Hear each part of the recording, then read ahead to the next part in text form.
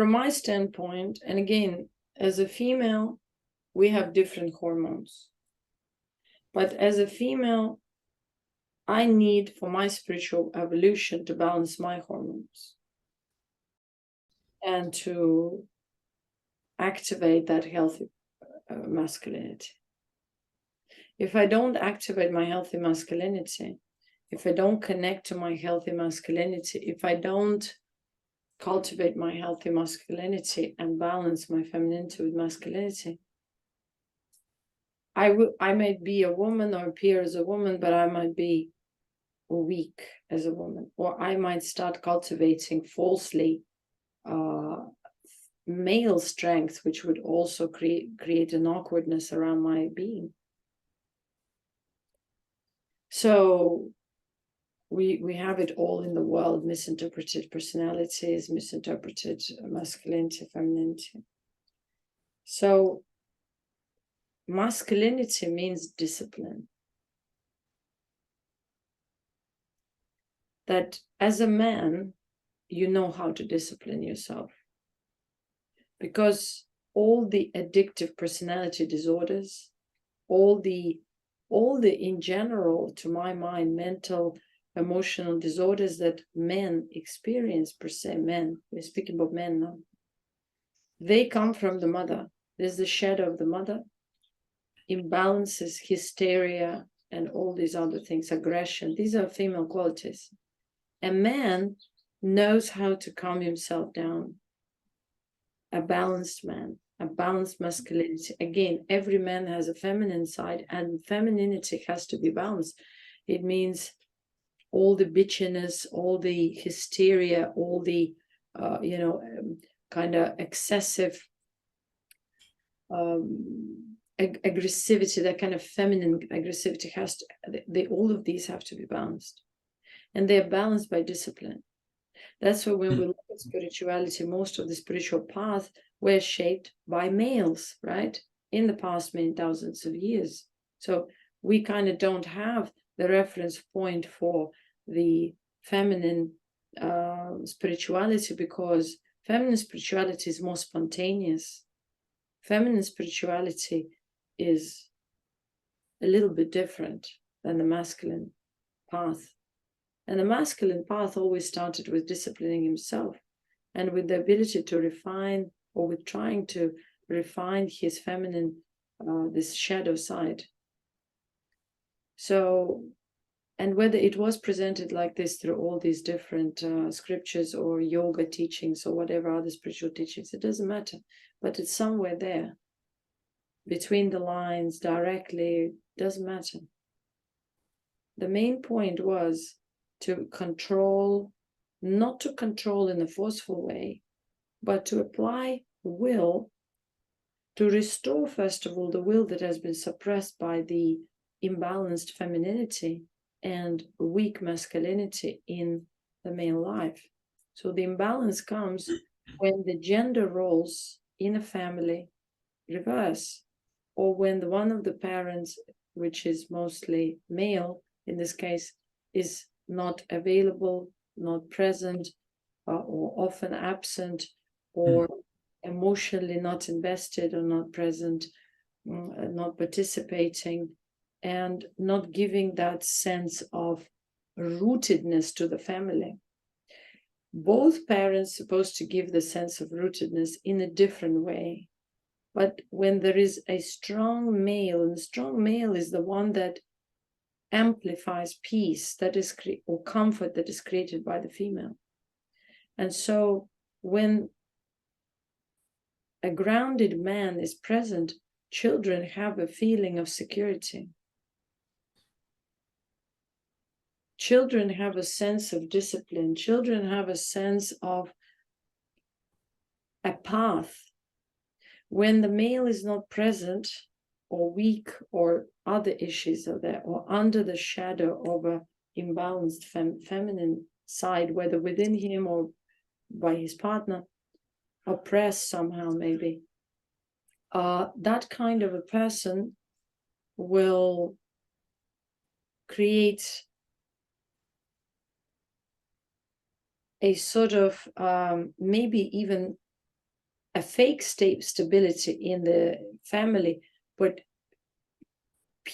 children who live in that family will not ever feel secure or rooted, because that masculine energy is not strongly present, and the mother, the feminine, whether it's balanced or imbalanced, will take over. And that will again pave the path of these souls who are born through these type of parents and in this type of families, you see. So that's why it was so important whether people would choose the path of marriage or not, whether people would choose to be in a family or to practice austerities. It was still important. And I'm very sure that a lot of men were practicing austerities just to get to the point of happy marriage eventually, because they would set a foundation. They would learn to be balanced in life.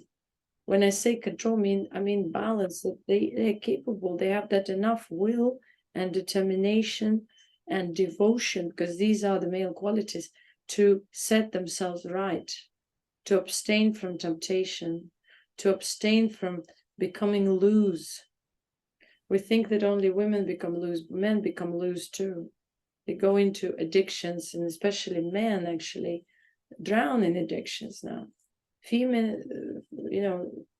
Females may also go into that path, but something sometimes just their creative essence, or their, inner strength, or their maybe motherly instinct, something within them sometimes just takes them out of the path. Although there are lots of females who also get drowned in this addictive behaviors, or they just refuse to deal with the trauma, and the trauma consumes them, and they just fail in life that way, by drowning in addiction and propelling their trauma from within.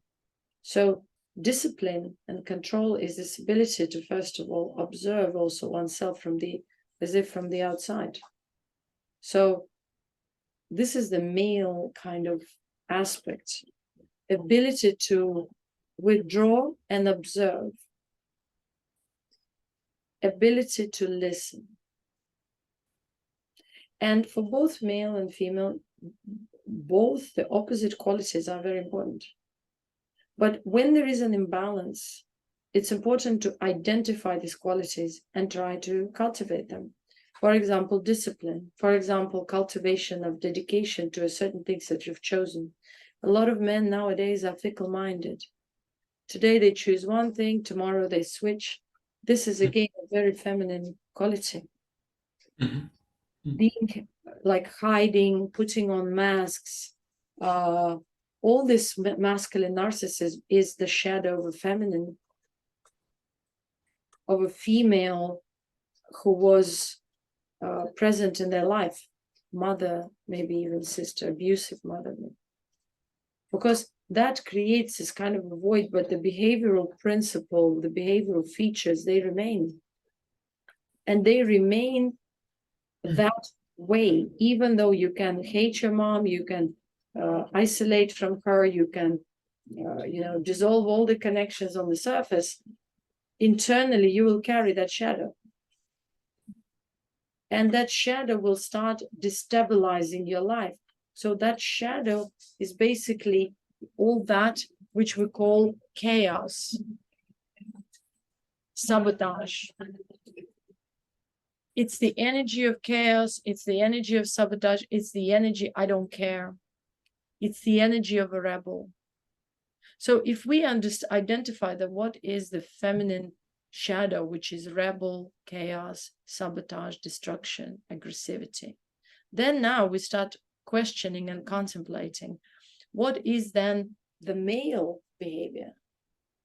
What is the male feature? And the male which is balanced with his feminine energy, he'll be calm, he will be patient, he will be considerate, he will be polite, he will be also straightforward, not a yes man, not a I don't know man, not a passive aggressive man, or a covert or cunning in some way. No, he will be straightforward, he will be honest, but he will weigh every word, not from the standpoint of I need to appear in a certain way, but from a standpoint that I am responsible for what I do and for what I say.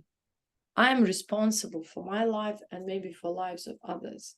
So when a man comes out of a female shadow, the first thing is that he becomes responsible. He identifies himself as a responsible man. He realizes that he is not capable of controlling life, but he's able to discipline life from within and kind of control his urges, his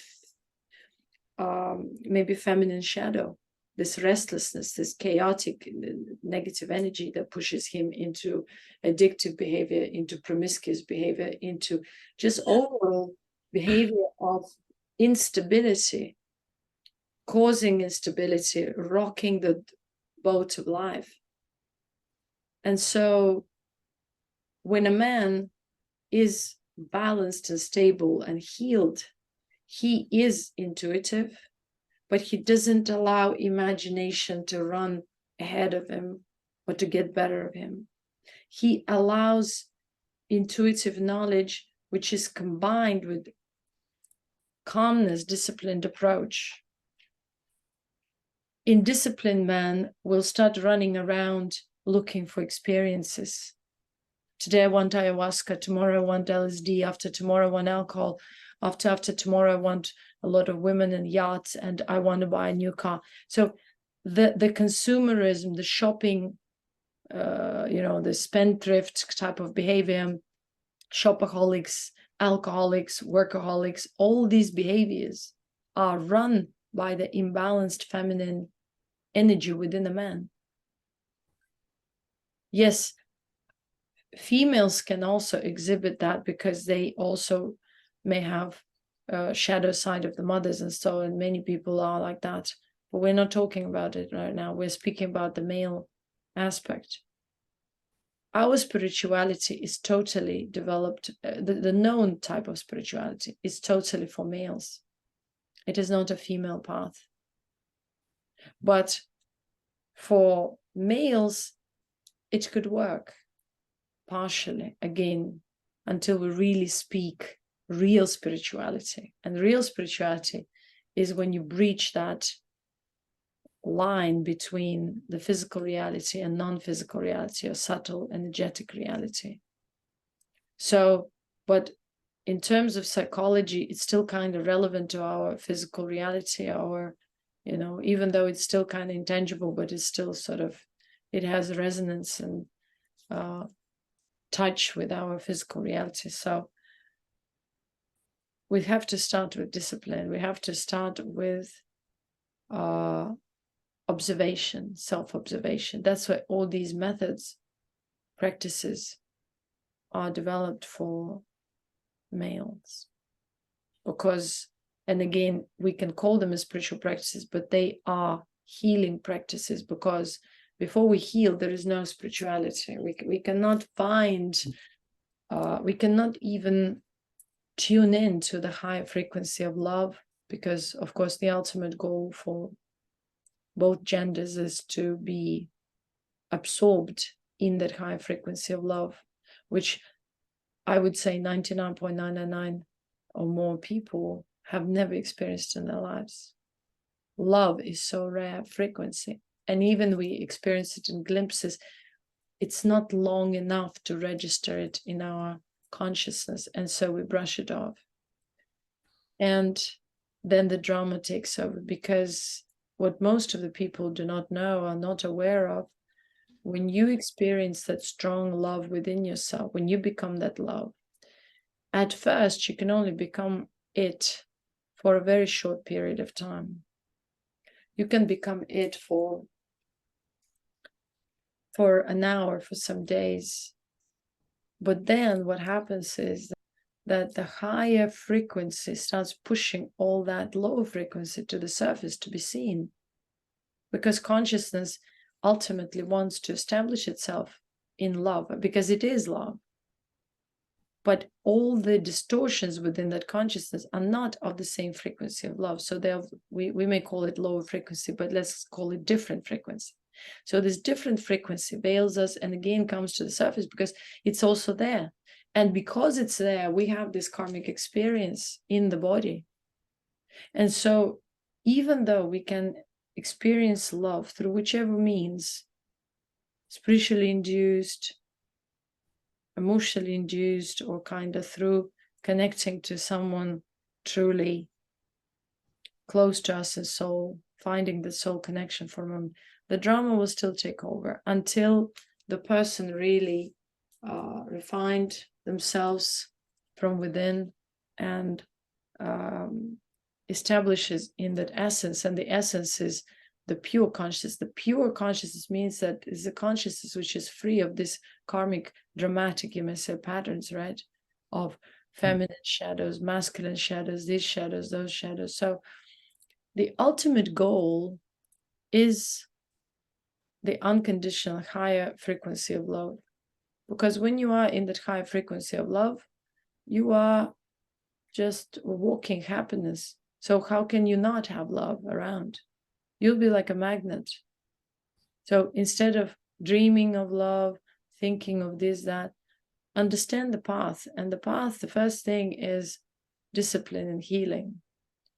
And healing means also self-refinement, means identification of own flaws, of all these different, things that within one's personality that are not addressed.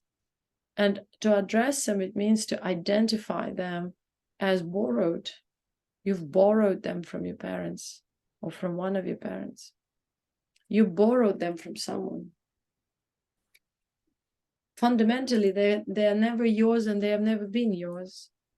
We borrow different aspects by connecting actually to them. We can never take them for good, but we have these connections. Let's say our soul creates this sort of tentacles like an octopus to connect to all these different separate clusters within the collective. And then we lose our own vital energy to these clusters. And we can look at it in a dispersed way. We lose it through imbalanced masculinity, femininity, this, that. But ultimately, it's just the loss of vital energy because something within us disturbs peace. And you can just look at it more kind of on a fundamental level, which is just peace or chaos, right? Love or something else. And the something else is usually that which binds us to the physical projected reality. That's why we call it demonic, because demonic is the tendency of consciousness to disperse, fragment, multiply, attach, because it's the downward cycle of creation. Now, if you want to cultivate something more of a intangible for this reality, substance or essence, you have to learn the upward tendency, which is concealing and absorbing. So you are absorbing that anger and fear and all that which is the tendency of dispersion into the tendency of unification. You unify yourself by going into subtler dimensions. That's why it's called spirituality, because you are your soul. For your soul now, it's enough to be here. You understood what it is all about. You explored it. Again, without exploration, without diving into creation, without understanding the fundamentals of creation, spiritual evolution is but not fully understood, because before you ascend and start cultivating ascension, you have to cultivate, first of all, you have to learn creation from within, and then you can explore creation also around you. And then once you explored and understood all the principles and the way it operates, then you start the tendency of going back to a more subtle state. And the only way to go there is by cultivating the higher frequency of love, because that becomes like a bridge between your physical reality and your spiritual reality. But we cannot even awaken to that high frequency of love, because the only awakening we know of is the awakening to love, to that higher unconditional frequency of love, because that is awakening, because it's so balanced. It's a, you may call it equanimity, balance, there's that, but it's one and the same thing. Sometimes it's better not to call it anything. And you may awaken to it in glimpses, but again, as long as your being is not balanced and healed, you will be drawn back to the projection, to the projected reality. The same. And so the first step is discipline, identification, observation of what is the actual masculine quality. A lot of times we have confusion in this world. What is masculinity, femininity? That's how, or that's why we observe this confusion in the society, because we take someone else's ideas of masculinity and femininity without really spending enough time identifying it for ourselves. Because a lot of features that we consider, say, masculine are actually feminine. And a lot of features we consider as feminine are actually masculine from a spiritual standpoint.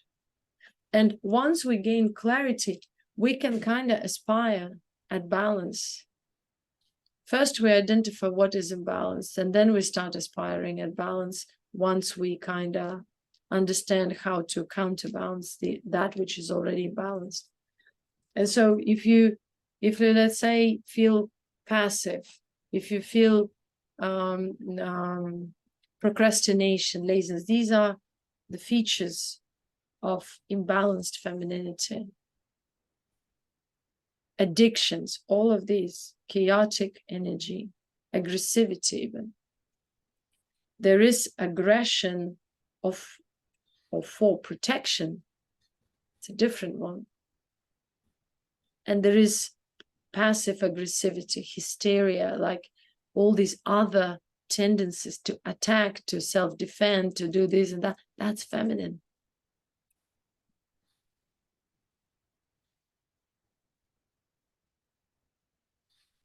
Aspiration, discipline, patience, perseverance, being grounded, being clear, that's refined masculine energy. Being caring and father-like, being responsible, that's balanced masculine energy. Feminine energy, also when it's balanced, it becomes more connected, more receptive, but to a higher being. It becomes connected with a higher being. So to cultivate healthy feminine qualities within the man, it's important. So that's why we say the man has to refine his femininity and then balance it with the masculinity by creating a routine, accepting a routine, understanding how to aspire in life, how to materialize his creative potential, or how to even cultivate that creative potential. Again, creative potential is the outcome of balanced masculinity and femininity.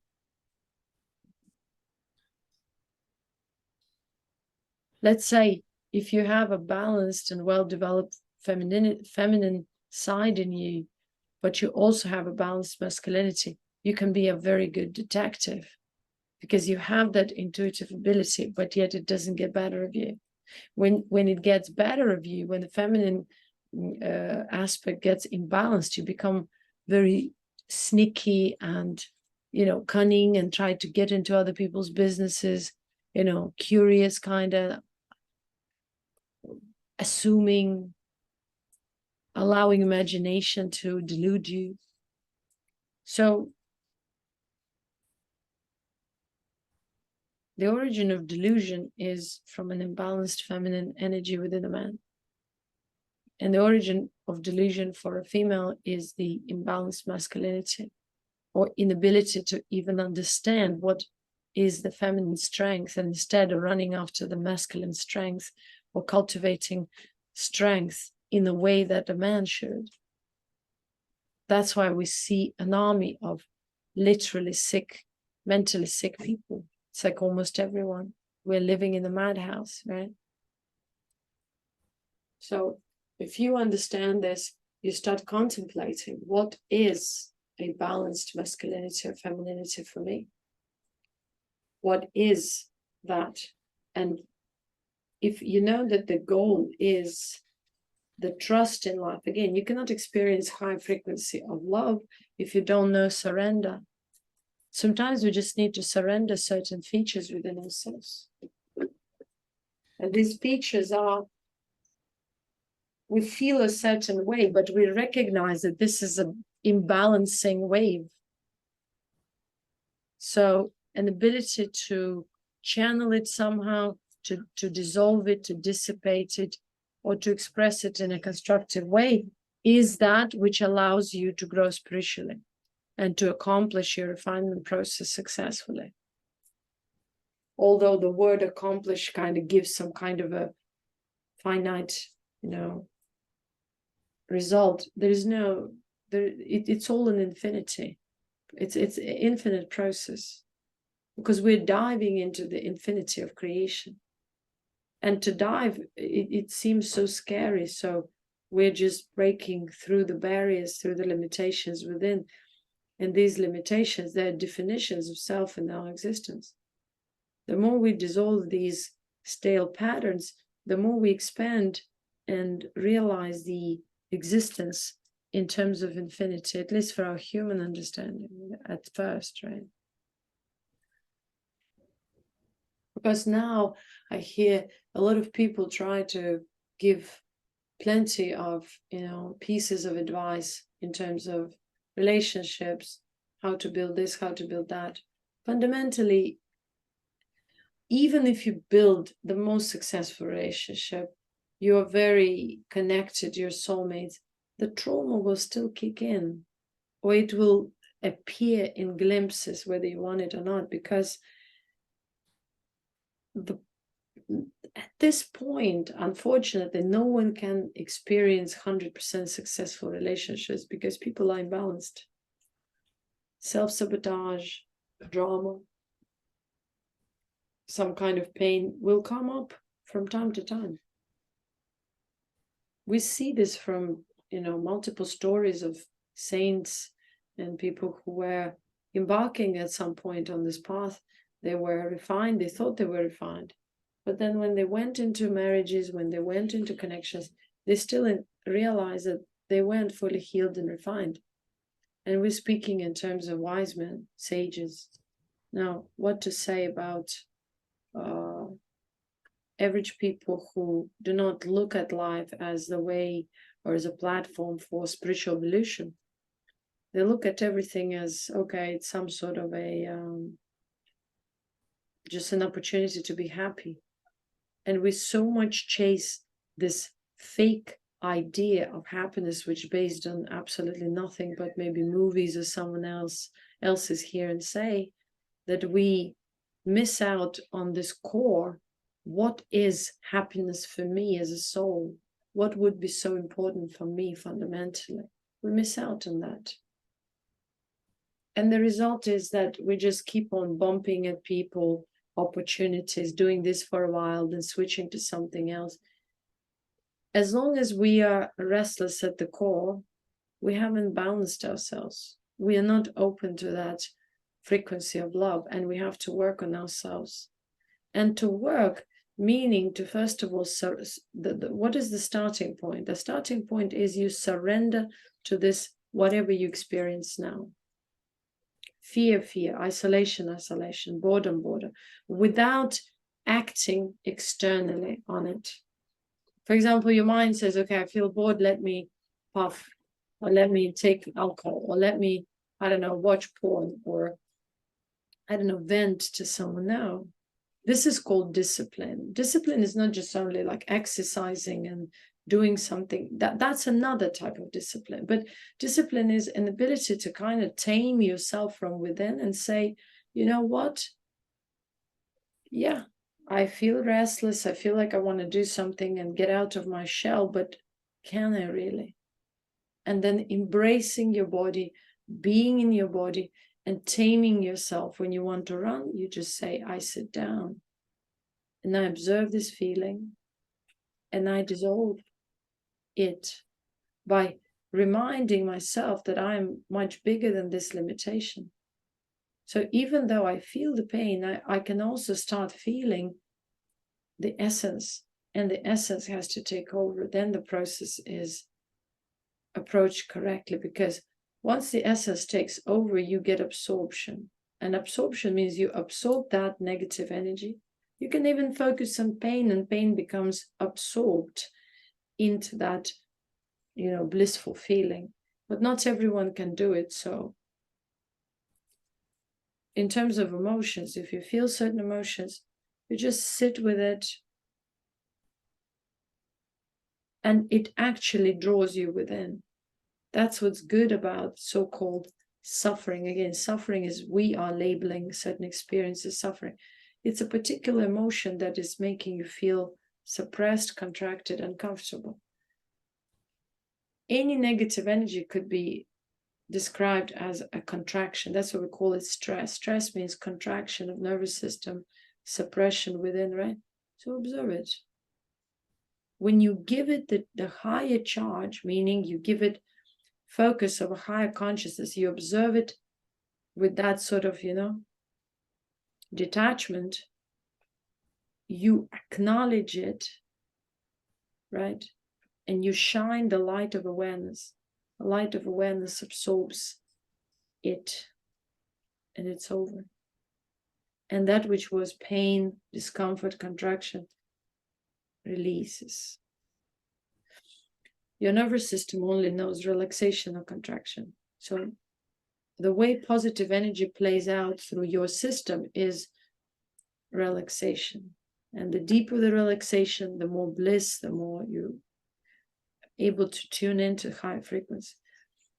Negative energy plays out through your nervous system as contraction.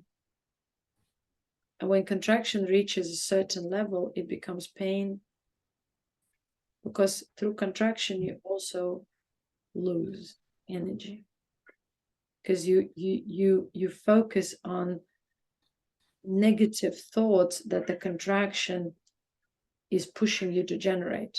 So you create a negative story, and then the contraction cannot be released because you propel that contraction with a negative story. It becomes like an engine of negative energy generation. I've written about it also extensively in Siddha Parampara, if you remember. So the most important is not to understand the mechanism of contraction and not to propel it there. Observe it with detachment, shine the light of awareness, and understand, oh, I see. Your awareness will help you also to connect it with maybe, because again, when I say connection, it doesn't mean you will have thoughts, you will have kind of more like ideas, because it will pull out something from your higher self that will remind you that this contraction is not from today, this is from the early times. Look at your childhood, work with the feelings that you experienced then, remember them, recollect them, but with a different awareness, not as a victim, but as a responsible person who's looking forward to healing. That's what's important, because otherwise the healing cannot be initiated. And in terms of awakening, everything that we think of awakening, or whatever I hear from the internet, is not right. And not right, why? Because whatever we know of awakening as of now is supposed to trigger healing. It's actually, even if you have a glimpse of awakening, you will not experience full awakening because you have a barrier there. And that's why healing has become so important. You have to heal, you have to dissolve patterns, you have to heal not only yourself. At first it is yourself, then you come to a larger kind of scale, to the collective, where you start seeing the bloodlines, the ancestry, the clusters of consciousness, which are limited, but they're still alive because they're supported by the collective consciousness, by many individuals which choose to be a part of it, ideologies, belief systems, and stuff like that. And so they hold on to it. And only after you've unbound yourself on some level from the collective, you now have more energy. Now you can actually cultivate and tune into much subtler aspects of creation, even of the collective, those higher frequency levels which weren't accessible until then, until the moment that you've healed yourself. So this is kind of the perspective, right? But instead we think, okay, if I'm moving, if I have mudras, this is awakening. This is some, becoming aware of your energy body, but the energy body is still unhealed. It's still unrefined. It still has connection to the negative energy within the collective. Negative meaning the clusters which drain you, which cause contractions, that cause limitation. Again, contraction is not just the physical contraction, because when I'm speaking on a multidimensional level. Sometimes it is physical, but on an energetic level, negative energy feeds of your energy. So on the level of nervous system, you might be contracted, but on the energetic level, your energy is being drained. You're losing the energy to that cluster. And that cluster exists for as long as many people partake in it or connect to it. See? Mm. So until we understand this whole science of how we cultivate energy, how we balance it, how we use, the method of meditation. Meditation means absorption, right? So how do we use the method of absorption? Because at this now, I see everyone is escaping. You say, my goal is meditation. Meditation is not a goal. It's a tool. The goal is higher frequency. But for us at this point, the highest of all frequencies that we know of is love, at least at this point. So at first, we need to experience that, and not only to experience, but also start cultivating. People experience it in glimpses. They even have these experiences by using drugs or other substances, I don't know, some maybe methods to kind of get to experience it for a short while, but it is not that frequency that they established in. So, and when you don't know what the high frequency of love is, and you remember those videos I posted about high frequency of love, very useful. When you don't know the reference point of what high frequency of love is, how can you even have intimate connection with anyone? It just takes the intimacy completely out of picture. And I mean intimacy in terms of real relation to another person, the soul connection. The soul connection is that I know myself to such a depth that I can connect to that depth to the other person. If I know myself as a frequency of love, I can definitely, by being next to another person, invoke that frequency of love. And that can invoke also in them that ability to become intimate, first of all, with themselves and then also with others, because it's contagious. It's a frequency. Without having that frequency, the reference of that frequency, or the reference point of what true love is, or that frequency, we can just guess. We are so disconnected and not rooted, because actually that frequency of love is that root. It's the one that awakens us. That ability to experience love awakens us. But then how far can we go with that awakening? Do we understand awakening in the right way, that it has to lead to healing and so much work? Again, as I said yesterday, so many people go to saints, holy beings, or somebody who is, let's say, at least higher frequency, more evolved, right?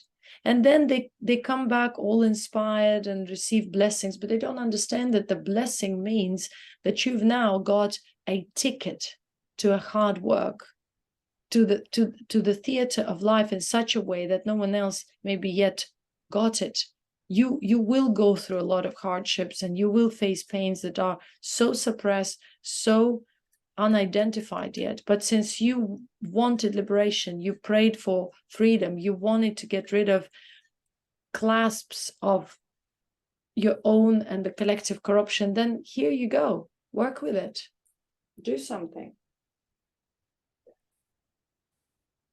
And then people complain. Then they start, thinking that, oh, it's a negative experience. Any kind of experience which triggers becoming aware of higher frequency will also trigger some form of darkness, or the resistance of that darkness within you, within your bloodline. Some people use drugs to connect to all these, like, clusters within creation, entities, you may call them, and energetic, clusters. Not to call them anything, because every time you label something, people maybe think, oh, it's this, and so they use imagination. That's why I try to abstain from really calling it anything. But for example, people have some experience, like, I don't know, they take ayahuasca and that, or they have some drug-induced awakening. It's just a glimpse, but then with that comes something else, and then the attachment. And then besides the fact that they already have had a lot of baggage of negative energy and connections, now they've created new ones. Once you become aware of some elements, let's put them as elements within creation or clusters, they become aware of you too. So what is connection? The connection is you both become aware. So once you become aware, it's like you become aware of your shadows. You become aware of some tendencies. Now, these tendencies are now, they are almost like living organisms in your space of consciousness, and they want to live. It's like parasitic energy on the physical level. They live in symbiosis, but once you start really applying therapy and detoxification and try to purify yourself, they will retaliate. They will start having, they will try to create issues for you because they're fighting for their survival. They'll try to stop you. The same happens on an energetic level. When you start facing all these shadows and traumas, they start creating resistance. And how this resistance created? Through thoughts, through emotions. You just arise, and you have to recognize it as not from the perspective of I'm a victim of these thoughts and emotions, but okay, you showed up, okay, but I'm not entertaining you. I use my higher will to discern and to not to give you my energy. Yes, I'm aware that you're there, I feel maybe you, but I do not give you my energy. Awareness without connecting, it with these things creates absorption, meaning dissolution. If you connect awareness and then start thinking, connecting it with emotions, these feelings, they receive more charge. That's why it has to be detached observation. Yes, you acknowledge it, but you refocus on something else, but you stay in the body and just like do not give this whatever pain or contraction any energy whatsoever, no mental, no emotional, because your mind will start generating thoughts. Refocus. Remind yourself, I'm love. I'm enough. I'm a part of creation. When you have, so use the method of counterbalancing thoughts. For example, you feel contracted because your mind generates like you will never be happy, and you become fearful, or, oh, I'm going to have monetary loss, whatever that could be, or I can lose this person. Whatever you have on the level of thought, instantly say, I'm enough, like totally different, right? I'm enough.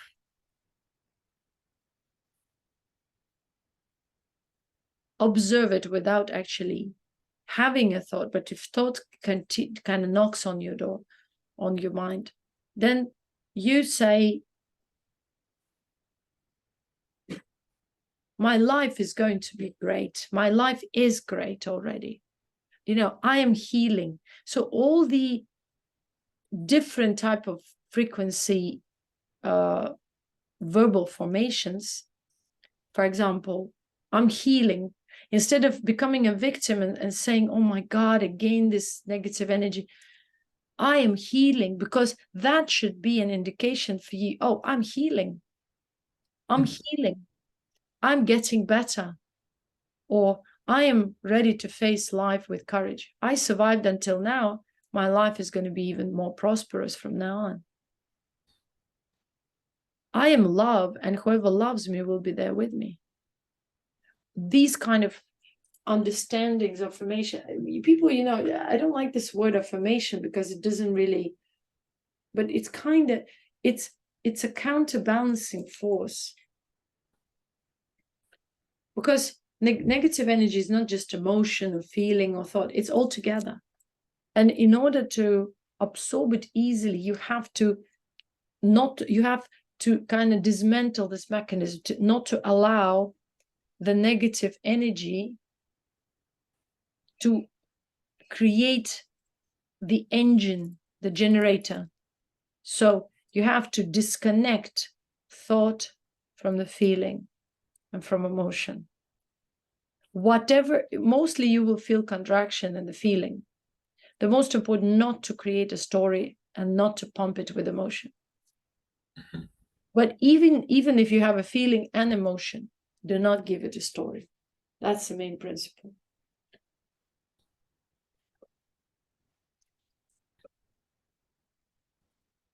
And so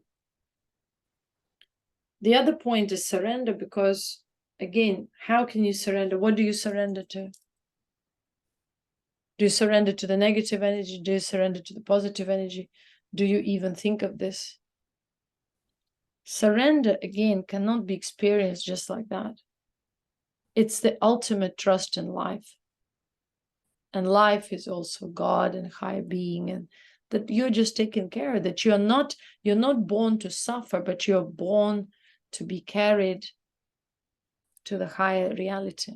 If you have this idea, if you know this only, any experience that comes to you, people come and go, people abandon you, people hurt you, people please you, people love you, people create joy, people create sadness, you know it's a part of your life flow because you surrendered to it, right?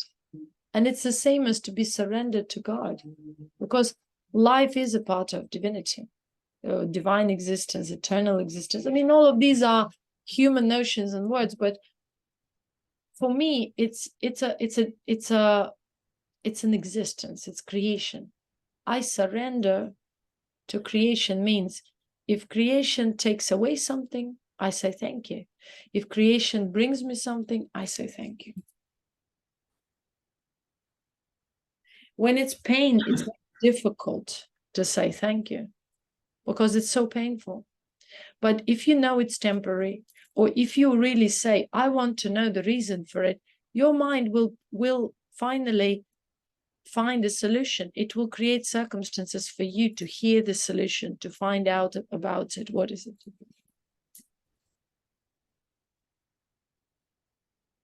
So if you carry this idea that I want to heal, I want to transform, I want to be myself, I want to return to my authenticity. Now, what is my authenticity? Most of the people, again, they think it's their kind of more confident ego is their authenticity. But authenticity is something you've never known. And what you've never known, it's a high frequency of love. At this point, you have never known, or you've known in glimpses and it didn't last that long that you would register it as the ultimate reality. So when we want to awaken to the higher reality. When we want to heal, we have to awaken to the higher reality. When we want to understand higher existence and to evolve, we have to awaken to this higher reality, to one and the same frequency. So this frequency of love, if you awaken to it, it will guide you to healing. You just need to trust. But sometimes it guides you through revealing you the pain, through revealing you the reason of suffering and self-sabotage and self-punishment and all these other programs and patterns. So when you start dissolving these patterns, you are more and more at ease, and you start relaxing more and more. That's called surrender, because you're more and more relaxing and surrendering into that higher frequency of love. Otherwise, you don't know what surrender is. You're like, yeah, I'm devoted. What are you devoted to when you have no reference point? When we experience that true love to someone, then we can only say, I can be truly loyal and devoted to this person. If we don't know what true love is, that loyalty is forced. That devotion is forced, it's artificial, because sooner or later something can sway that person away. But once you have the reference point and you start cultivating yourself and establishing in it, you realize that is your true reality, and that is your true authenticity. You do not know of love because your parents also didn't know of love, and their grandparents and their parents and their grandparents, they also didn't know of love. So all you know of yourself right now is your ideas of masculinity and femininity, and then social, religious, etc. ideas which you inherited from your parents, all these traumas, also all these assumptions, imagination, etc. So when you say, I want to awaken and return to authenticity, basically what you're saying is that you want to get rid of all this rubbish. And do you think this rubbish is going to just let you go that easily? Because it's supported by generations. It's the energy. And so now you face resistance, and you're like, well, it was love. I experienced love. I awakened. But why all this misery is coming up to me now continuously? I can't get rid of it. Because you never expected that it was going to be misery. Now, if someone tells you that it's going to be misery, and you will need to spend some time, or from time to time, this moment of with yourself pondering and unraveling all that, then you're prepared.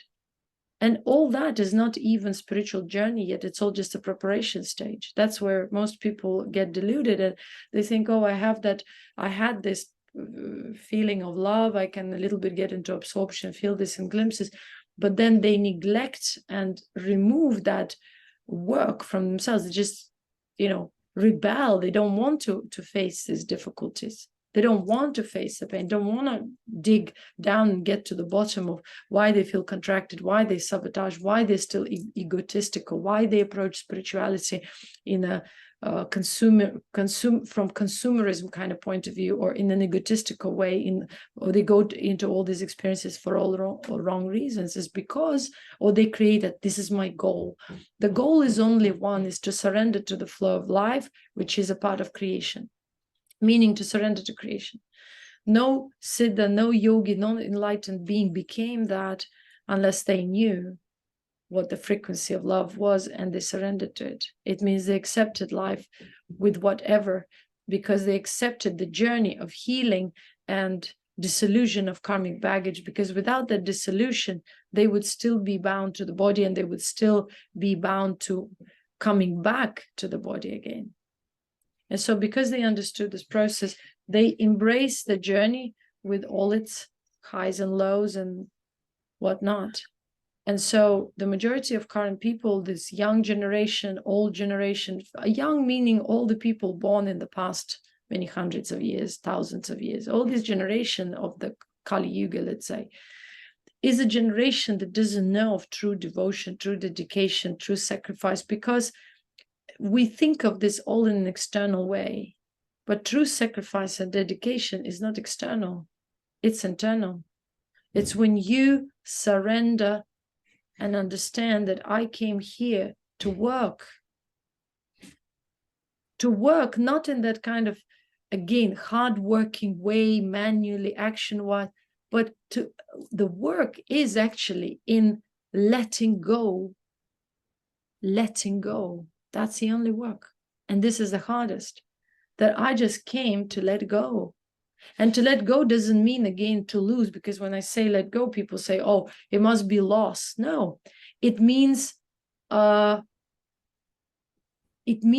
I trust life and God so much, because without reconnecting to that trust, to the higher being and trust it, you don't know what surrender is. You don't know what love is. You experience it in glimpses, but you're not established, because you always expect happiness from the higher being, joy, happiness, everything should be hunky-dory, abundance, but you are not that, because that higher frequency shows you that you at the same time have also the lower frequency aspects, but you are neglecting, sweeping them under the rug, and refuse to work.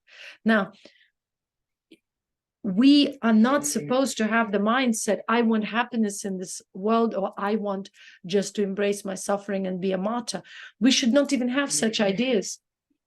There has to be an absolute surrender into the higher being, comes what may. That I live in the state of complete surrender and acceptance of life as it comes my way, without expectation. Oh, I am just chasing happiness, or now because someone said to me that I have to embrace pain, everywhere I go, I just chase pain. Because these are, again, this is like the mindset of a modern person, where the modern person just hears something and starts being obsessed and runs after it, or tries to, obsessively cultivate, and then gets bored and then looks for something else. The addictive so-called personality disorder comes from the shadows of the society that are, again, cultivated by imbalanced masculine and feminine energies, and from the imbalanced feminine masculine energies within the family unit that children inherit, and they become parents, and so on and so forth. So surrender is that ultimate trust that whoever comes, whoever goes, whoever looks, whoever neglects, whoever wants to be next to me or doesn't, whoever pleases me or, praises me or criticizes me, it's one and the same thing. Because if I react, all I need to know is understand what is reaction. Reaction, something caused me contraction, something drew my attention, right? It attracted me. If it attracted me, it means that frequency exists within me, or something that connects me to this frequency exists within me. So I have to address that. And this is the only way to come to the real path of healing and evolution, where you actually start having results of healing, not just imagining and coming back to square one, on and on and on and on. You see, again, it's understanding that no one is there, again, to come out of the victimized perspective. Because even when we say, okay, someone out there will heal me, someone can only remind you of that, inspire, maybe give you some tips, but the work is done within, because you are the only person who knows what karma is for you. Karma, what does it mean? It means you carry the body, and the body has reactions, has feelings. That is the karmic imprint that you feel in the physical reality. The karmic imprint is kind of energetic contraction on the energy body or subtle body, whichever way you want to call it. But it reflects on your physical body as this contraction of the nervous system, suppression, pain. Pain is that the contraction has reached such a level where you started draining energy, and that's why pain. Pain is the indication that you've been allowing a certain area of your life, which is represented in your energetic field, to drain you so much, and you didn't address it early enough, and it caused chronic pain, and the chronic pain became chronic illness, etc., etc. So again, when we look at people, we start, following people. It's all good, okay? People can inspire you, people can bless you, people can, give you certain tips and kind of navigate you and show you the steps and the path. But no one can walk it. No one can feel life the way you feel in this unique composition. That's why we need to understand the value of our body, because it's a reflection of our consciousness as a tool. We shouldn't escape from it or neglect it or indulge in what, or kind of like make it addicted to something. We have to keep it as a mirror, because it reflects our work, our spiritual being. It reflects. And if something is wrong with the body, it means something is wrong with consciousness, or there are some kind of aspects or outlets or openings within our consciousness that deplete us, that cause us this pain and suffering. So we need to identify, because, and how we identify is by feeling pain, by embracing negative feelings, disturbing feelings, etc., etc. If we cannot do that, it means we cannot heal. We don't know that healing work, Mm-hmm. We are not ready for that to begin with. So, but whether we are ready or not consciously, again, life itself is already a spiritual path. Because you don't need to label your life, okay, my life is a spiritual journey, because everyone's life is a spiritual journey. The intensity varies. When you want to evolve spiritually, you're kind of opening more, like, let's say your channel becomes wider to have more intense experiences. Even those people who never think of spiritual journey or evolution, they also go through spiritual journey, just with a different intensity. And maybe they don't have that attitude or that awareness that is of that kind, but they still do it. They're still aware. They still have this experience. You see, the more you register the energy of balance, it's not even energy, it's the being of balance. The more you register the being of balance, the more you experience love, the more you kind of have kind of strength and chance to bring yourself back to that, right, by yourself. Because I'm just giving you an opportunity to kind of more and more establish in that feeling, so you can pull yourself out of imbalanced states. Okay.